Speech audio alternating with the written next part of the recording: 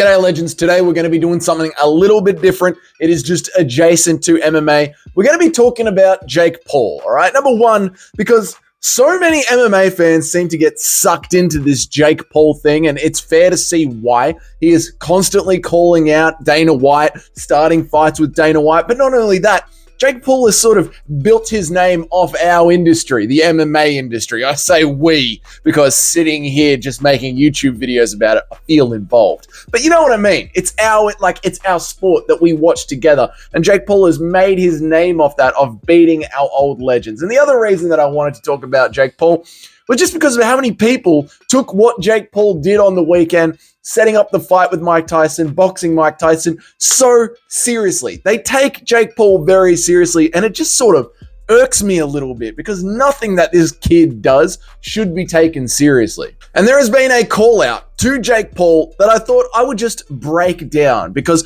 the way that Jake Paul behaves around this call out is going to prove my point of nothing that he does should ever be taken seriously again. Now, for those of you that have been on board with this channel for a while and have watched the live streams, you know that I notoriously say consistently that I do not watch boxing. I am an MMA channel. I am an MMA fan. However, because of the constantly calling out MMA retirees, the MMA fans have sort of been around the Jake Paul world, all right? And I think it's very, very interesting how much attention we all do pay to him. Some bloke called Artur Beterbiev apparently is a big deal in the boxing world. He called out Jake Paul, and he has put his hand up to finally put him down.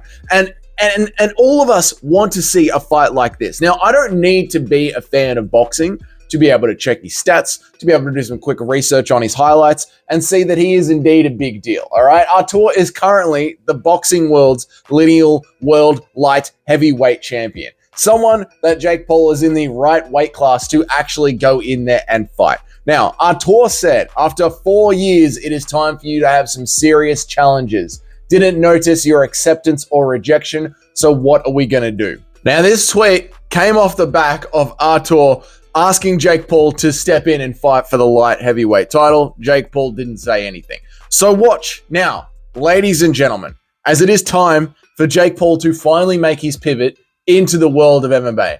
I believe now that Jake finally has the attention of a real boxer, the boxing community, now that the real boxing community is paying attention to him and wants to put him out of his misery for embarrassing Mike Tyson like that on Netflix, he is not going to go ahead and just continue to pick out like the post 40-year-old Ben Askrens with 2 hip surgeries underneath their belt as his next opponent. I don't think that's what he's going to do. I think now he is finally going to make his pivot over to MMA. Say that he's going to leave boxing for a little bit after he conquered one of the greatest boxers of all time and move over to MMA. He said 2 years ago that he was going to be fighting over in the PFL, and I do think now is the time that Jake is going to do that. And this is where channels like mine get back on board with Jake Paul. Not back on board as in being a fan of him or hoping that he wins, but now watching his career a little bit more closely, because unfortunately he is going to leave the boxing space behind and step over into our space. And I do think if he does move over to PFL and MMA, he is going to be calling out someone like Donald Cerrone, who is looking for a fight. Someone like that. Or maybe even continue to push for this Nate Diaz fight. He has offered Nate Diaz $10 million to fight him in the PFL. Someone who has a very clear deficiency at a certain style of fighting, where he'll be able to implement either a good wrestling plan or a good striking plan. Against, like, if it's a bad wrestler, he'll implement a striking plan. If it's a bad striker, he'll implement a wrestling plan. And Nate Diaz is a great striker, but on the ground, he's just very old school jiu-jitsu. He hasn't really leveled up his jiu-jitsu in like 12 years, okay? In MMA, we know this. It's about how styles make fights. And I'm sure, for as much as a clown as Jake Paul is, he's clever with what he's doing, and he's clever with the fights that he picks. So I'm sure Jake knows that as well. And someone who's been planning to transition over to MMA for the last few years, I am sure that he has been working on his wrestling as well as his boxing. So as long as he can strike the wrestler or wrestle the striker, he has a chance of winning. And then with Jake Paul, he's 27 years old. If he picks someone like a Diaz or a Cerrone, he's going to have the age and strength advantage as well. So he's got a much better chance of winning a fight against, say, a Nate Diaz or a Cerrone than, say, an Artur Beterbiev. So I'm predicting the chance of Jake Paul actually getting in there and fighting Beterbiev for a light heavyweight world title in boxing, there's about a 5% chance of that actually happening. Now, why do I think there's about a 5% chance of that actually happening and not a 0% chance? Well, because there could be a contract in there. There could be a little bit of a contract like Jake Paul can't get knocked out. The fight has to go the distance. You know, one of those classic boxing contracts where they put in a little out just in case, just to make sure that it's not just a clean knockout. And if that was the kind of contract that was to get signed, I'd love that. Like, that would be better than if there was just a quick knockout in the first round, because we all know that CTE happens over accumulative strikes. It happens over multiple punches over time. So if we could get 12 3-minute rounds of Beterbiev just pacing up Jake Paul, that'd be great. Screw that guy. The point is, for everything that's gone over the last 4 years of dealing with Jake Paul, if you really need evidence that he isn't a real boxer, right? If you really need evidence that what is going over there isn't a legitimate run at Jake Paul trying to actually build up his boxing career, if somebody really wanted to be a proper boxer, they would jump at the chance of winning a world title. They would jump at it. Jake did respond to Beterbiev, but he did it in like a classic dodging way. He said, just seen this top 5 pound for pound fighter in the world calling me out 4 years in, and I run this sport.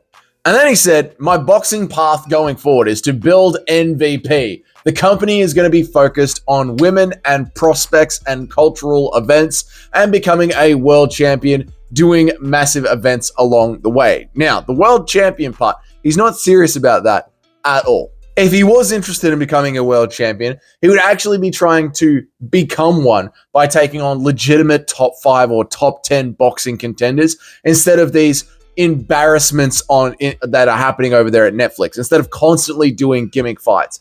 And then the second part of that tweet is the classic don't get booed deflection. We saw John Jones implement this masterfully all weekend long. Hey, John, are you going to fight Tom Aspinall? Hey, everyone, let's cheer on this kid I brought to the fights.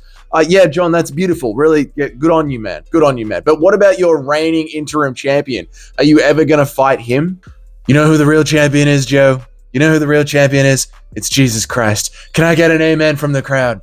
Like, the idea of deflecting with something altruistic like Jake Paul has done here, where you get asked about a real boxing matchup, and then you go, I'm going to start promoting women's sports. Like, you dodge with an altruistic move.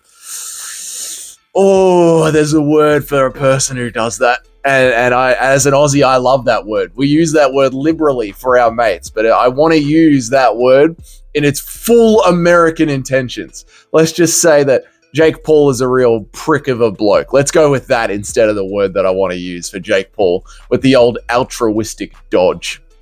Like I said, to put up the shield of altruism and then act like you want to become a world champ when you don't fight anyone in the top 10. Instead, you just embarrass one of the greatest boxers of all time. It's sad, man. It's sad. And it was an embarrassment for the entire boxing community. It was an embarrassment for Netflix as well. They can't do live sport. I feel sad for any fans that actually took that seriously. It was an embarrassment for combat sports, and we have to stop it. We have to stop taking Jake Paul seriously. And this Beterbiev call out is the proof in the pudding. If he wants to be a real boxer and become a real world champion, the offer is right there on the table. And if he keeps deflecting and running away from it, then you know that nothing that he does is to be taken seriously. It is not the most valuable promotions. It is the biggest clown promotions, the biggest waste of time promotions. But unfortunately, until somebody lays Jake Paul out cold and this is all behind us, we're going to have to keep putting up with it every 6 months. So I guess that's that. Let me know down there in the comments, do you think there is any chance of Jake Paul actually taking his boxing career seriously? Do you constantly wonder why the entire MMA community keeps paying attention to him? Do you think he'll be ending up in PFL in 2025? Let me know down there in the comments. If you enjoyed this video, g'day, my name is Dougie. I try and make an MMA video every single day, and I go live about 3 times a week. So if you want to join me for that, hit that subscribe button down there. If you want to know when I go live, hit the bell next to the subscribe button. And if you're already on board with the channel, give this video a like to help grow the channel and push it out there. And until then, I'll see you all in the next video.